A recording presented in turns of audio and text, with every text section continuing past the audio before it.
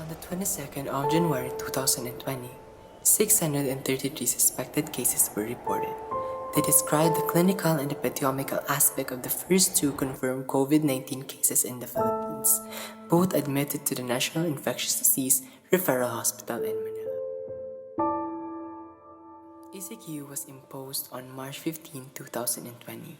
The country had reported just 140 cases and 12 deaths. Despite the restrictions, Philippines reached 5,453 cases and 349 deaths 1 month later.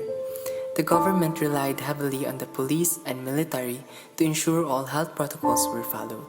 This led critics to denounce its militarist approach. Some civic groups providing assistance to the communities faced harassment and attacks. The COVID-19 virus strikes the livelihood of each people in our place.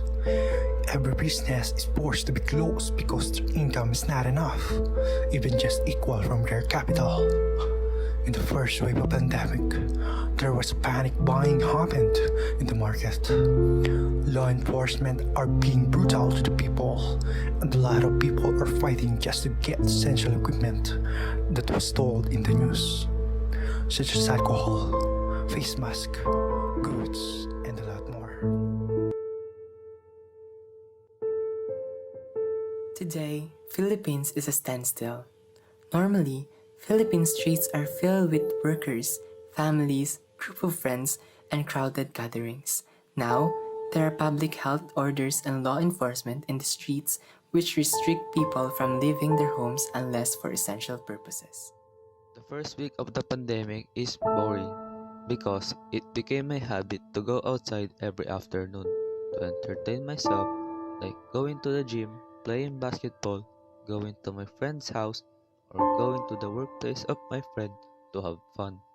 Because of the pandemic, all the things that entertain me is restricted.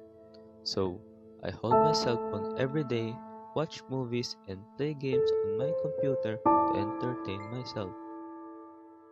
I was stuck inside our house and it was so boring because I cannot do the things I used to do, such as hang out with my friends, play basketball, and go to different places. It was so depressing. The pandemic really changes a lot of things, especially the lives of the Filipino people.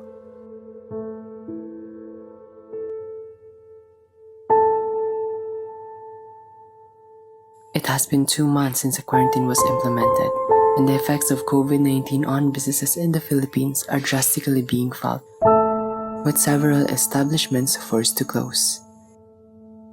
When I'm in Laguna, the pandemic strike, our company in Laguna closed for about 3 months because of the restrictions caused by the pandemic. That's why we don't have work during that time. We just stay at our boarding house waiting for the relief packs of the barangay. We don't know what to do that time, and we cannot go home either because of the travel restrictions.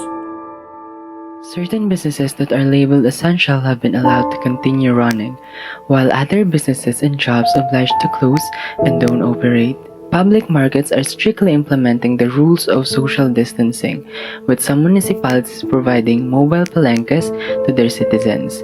Other essential services such as hospitals, food establishments, and banks also continue to provide work for their employees. I'm Lizelle Dumagat, service crew at Jollibee Walmart. Working while there is a pandemic is high risk because I interact with many people that came from different locations. I work as a cashier in Jollibee and taking orders is a little bit hard to hear because of the glass barrier between me and the customer, and a customer wearing a mask makes it also hard to understand what he or she is saying because some of the words become unclear due to the mask. I've also experienced 30-minute break only because of the short of staff and an early out because there were no customers. And because of that early out, my salary also decreases. Furthermore, when I'm on a day off, I help at our store, which we sell steamed glutinous rice and rice cake, you know. This virus has fueled a significant global economic downturn and fundamentally changed the way we live. The COVID Pulse PH conducted a Phase 2 survey, and it's largely consistent with the Phase 1 result in reporting that poverty has worsened during the ECQ. For the already poor, Their suffering has worsened due to the loss of income and livelihoods during the ECQ. 200 billion pesos worth of emergency subsidies to fund the government Social Amelioration Program or SAP, which generated 5,000 to 8,000 monthly cash aid to about 18 million low-income Filipino families affected by the pandemic.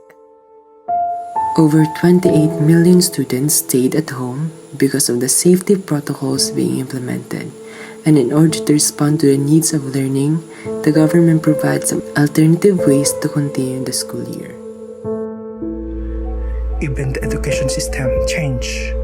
It was so difficult for me to adjust from face-to-face class to modular learning because I only understand the lesson when it is being taught to me personally. The alternative ways they created includes modified form of online learning that aim and facilitate students' learning activities. I can still bring into mind those indelible bonding we made inside the classroom setting, whereby if there was no class and our teacher was not around, and you might expect the obstreperous classmates doing bantering, shouting, makeup, and even though it is prohibited, they did vandalism inside the classroom.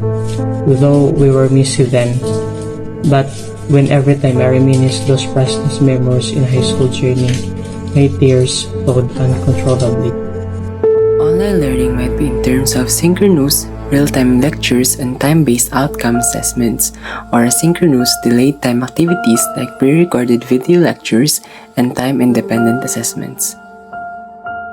I am Hanilyn Paking and I am 46 years old. I've been in the teaching profession since 1998. COVID-19 pandemic really affected my work as an educator in the tertiary level. As we follow the flexible mode of learning as mandated by the Commission on Higher Education or CHED, we have to adopt both the synchronous and asynchronous mode of learning and teaching in our school. In compliance with the IATF and the Department of Health, we are also mandated by our school to strictly adhere to safety protocols like the wearing of masks and face shields, observe physical distancing, regular hand washing, and hand sanitizing. We are also encouraged to adopt the work from home scheme. In my profession as an educator, one difficulty that I encountered during the flexible mode of teaching and learning is the use of the different learning platforms like Google Meet and Google Classroom that I have to learn these technologies so that I may be able to deliver the lessons well, effectively and efficiently as much as possible to all my students. Of course, there are ways to possibly be safe during this COVID-19 pandemic, just that we will not be infected with this kind of virus. Adhering to the IATF health protocols should always be in mind, as these are also recommended by the World Health Organization. Besides these recommendations, we should keep our immune system strong. We do daily exercises, eat a well-balanced diet, do recreational activities and other self-care tips in order to lessen the chances of being infected of this COVID-19 virus. As a whole, this COVID-19 pandemic has changed everyone's life in all its aspects, from the physical down to the spiritual level. We are all challenged by this pandemic to evaluate our whole being once again and to think what is really the message of this pandemic to humanity. Personally, at the start of this pandemic, that was earlier months of 2020, I think that's March, I was a little bit apprehensive and anxious of what this pandemic might bring to me and my family. But as days go by, my family and I learn the coping skills like the different self-care strategies like that of the sun exposure, balanced diet, exercise, positive outlook in life, prayers, and spiritual connection with our Creator. These are simple ways for us to thrive and move on with life despite the challenges of this time. As an educator, I always instill to my students through my online classes that this will not last forever. COVID will soon end. They should be focused on their studies despite this synchronous and asynchronous mode of learning, and also keep on reminding them to strictly follow the IATF health protocols and get vaccinated the soonest possible time for them to possibly protect themselves and their families from this deadly virus. Healthcare workers at the heart of unparalleled crisis of COVID-19 faces challenges treating patients with COVID, reducing the spread of infection, developing suitable short-term strategies, and formulating long-term plans. Healthcare workers must also continue to successfully treat non-COVID patients and maintain personal responsibilities, including taking care of themselves and their families. I'm Althea Thereste Villarreal, a registered nurse. I work at Bijubeneb Hospital, Mactan Air Base. Being a nurse was and will never be easy. Before COVID-19 pandemic strike, a life of a nurse was already hard. But compare now, especially during COVID, it became more harder. It takes more precautions in handling patients, whether it is COVID or not COVID patient. It takes time to wear PPE and we feel very exhausted after our 12 hours duty. My experience during this pandemic, I was handling a 60-year-old positive patient, not vaccinated, with signs of difficulty of breathing. O2 saturation ranges to 85 to 90% only. In the other hand, there is a patient also who is 75 years old, fully vaccinated, without signs and symptoms of difficulty of breathing. O2 saturation ranges to 97 to 99%. Therefore, we conclude that vaccine really works, especially for those who are senior citizens. The COVID-19 pandemic demonstrates to us the value of freedom. The freedom to move, to be with those we love, to live in dignity and security for ourselves and for those around us, from our loved ones to the refugees and downtrodden.